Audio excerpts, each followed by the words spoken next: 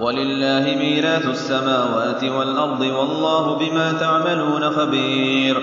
لقد سمع الله قول الذين قالوا إن الله فقير ونحن أغنياء سنكتب ما قالوا وقتلهم الأنبياء بغير حق ونقول ذوقوا عذاب الحريق ذلك بما قدمت أيديكم وأن الله ليس بظلام للعبيد. الذين قالوا إن الله عهد إلينا ألا نؤمن لرسول حتى يأتينا بقربان تأكله النار قل قد جاءكم رسل من قبلي بالبينات وبالذي قلتم فلم قتلتموهم إن كنتم صادقين.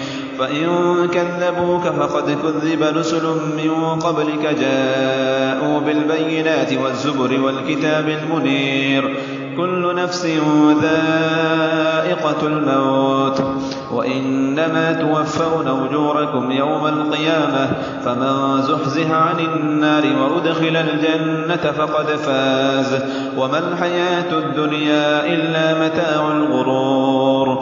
لتبلون في أموالكم وأنفسكم ولتسمعن من الذين أوتوا الكتاب من قبلكم ومن الذين أشركوا أذى كثيرا وإن تصبروا وتتقوا فإن ذلك من عزم الأمور.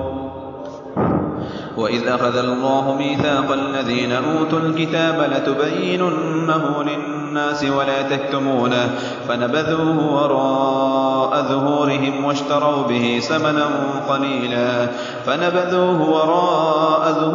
واشتروا به ثمنا قليلا فبئس ما يشترون. لا تحسبن الذين يفرحون بما أتوا ويحبون أن يحمدوا بما لم يفعلوا فلا تحسبنهم بمفازة من العذاب ولهم عذاب أليم. ولله ملك السماوات والأرض والله على كل شيء قدير.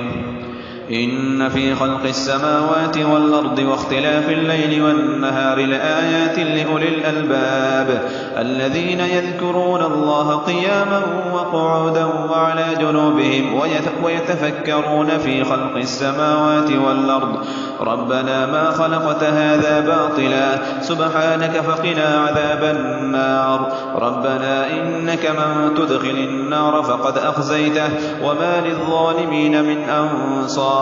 ربنا إننا سمعنا مناديا ينادي للإيمان أن آمنوا بربكم فآمنا ربنا فاغفر لنا ذنوبنا وكفر عنا سيئاتنا وتوفنا مع الأبرار.